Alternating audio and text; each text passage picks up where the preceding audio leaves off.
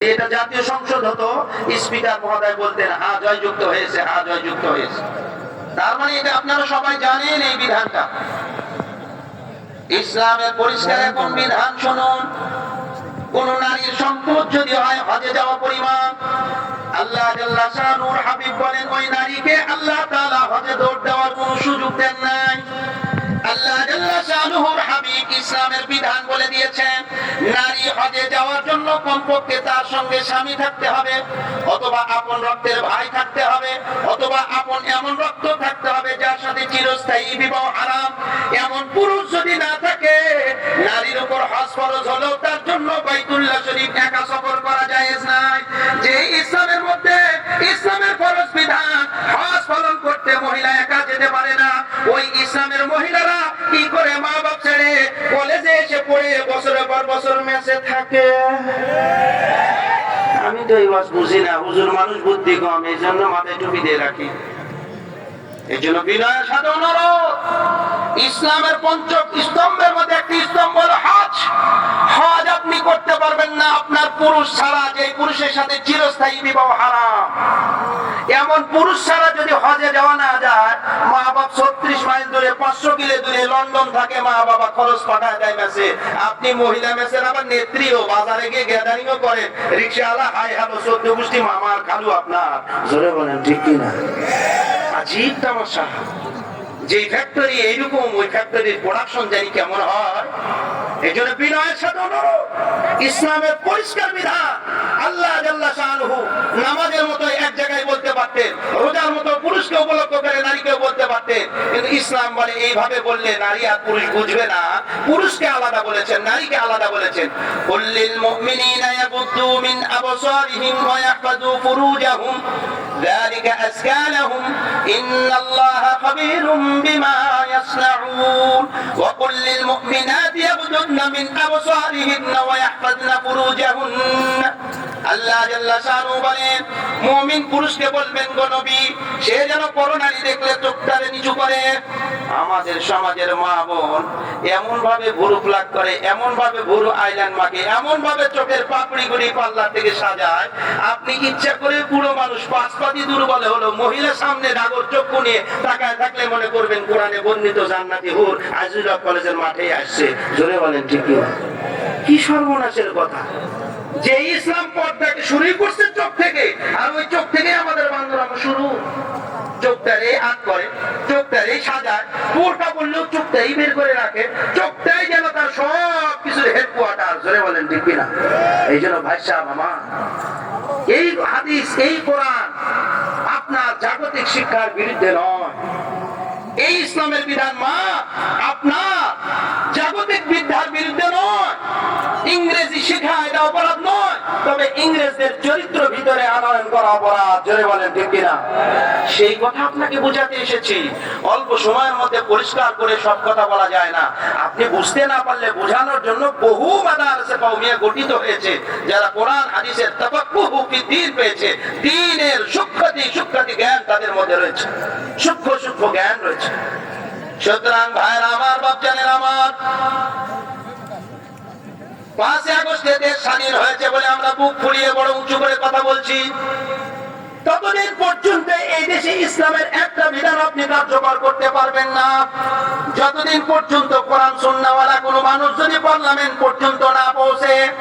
কারণ আওয়ামী লীগ বলেন, বিএনপি বলেন, জাতীয় পার্টি বলেন, পায়খানার উপরেও যদি নাপাক হয়, পায়খানার ভিতরে জানি কি, পায়খানার নিচের অংশে কি, পায়খানার মল যে এটার উপরেও যেমন নাপাক, এটার মাঝখানেও যেমন নাপাক, এটার শেষ অংশেও নাপাক। উপরে রোদ পড়ার কারণে দলের সরার উপরের অংশে সর পড়েছে। জোরে বলেন ঠিক কিনা? ওটা পাক হয়নি ভাই সাহেব। ওইটার ভিতরে যদি ঘেটে দেন এমন দুর্গন্ধ বের হবে, আপনার এখানে থাকতে পারবেন না।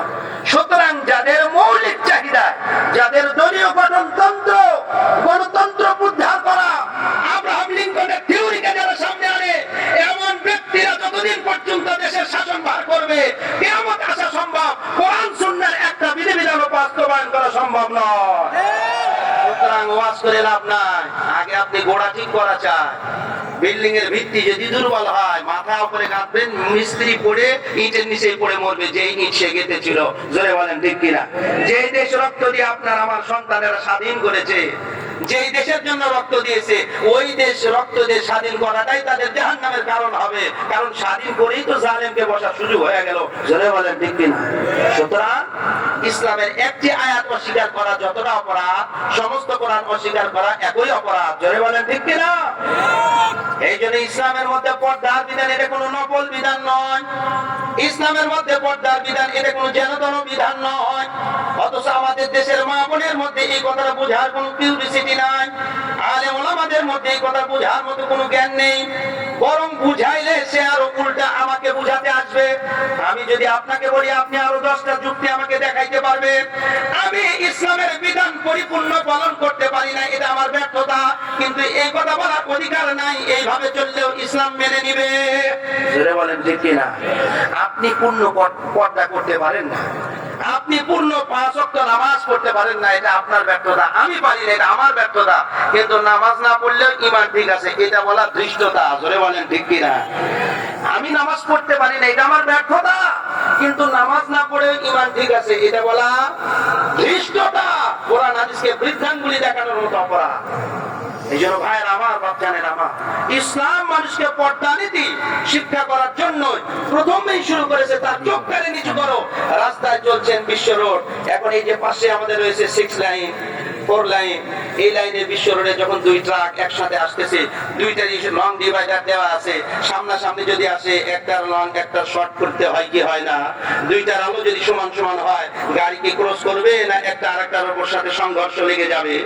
নারী আর পুরুষ 2টারই হেডলাইট চলে আসে, এটা যদি সোজা সোজা চলে তো সর্বনাশে জাহান্নামে গিয়ে পড়বে।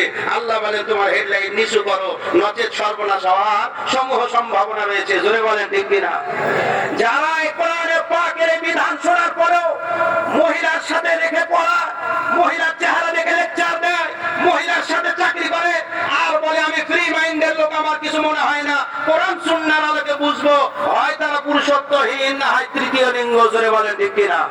কোরআন বলেছে তোমার অপরাধ হবে, তুমি বলছো হবে না, মানে কি? তুমি কি আল্লাহ চাইতে বেশি বুঝলে?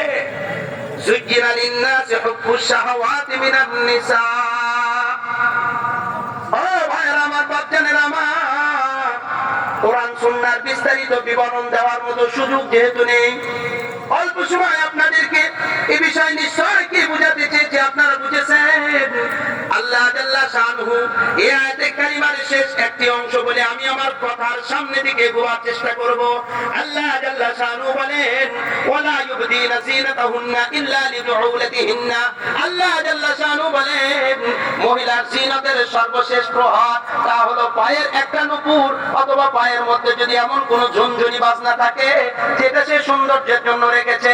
আল্লাহ জাল্লা শানুহু বলেন, মহিলা যেন তার পায়ের নুপুরের আওয়াজ পর পুরুষের কানে যাবে এত জোরে জমিনে পা না ফেলে।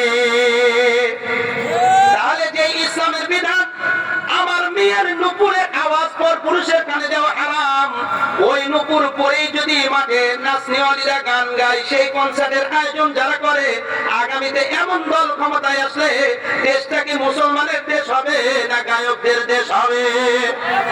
সুতরাং এই মাঠে যারা আয়োজন করেছে, যদিও তারা ছাত্র আন্দোলন হয়, যদিও তারা ছাত্র শিবির হয়, যদিও ছাত্র দল হয়, আর নিষিদ্ধ সংগঠন ছাত্র দিগিত চটিমটি আউট। সুতরাং আমরা বলতে চাই, 92% মুসলমানের দেশে ওপেন কনসার্ট করে তোমরা বুঝিয়ে দিয়েছো, আর কিছু হওয়ার না হও এই দেশ পরিচালনা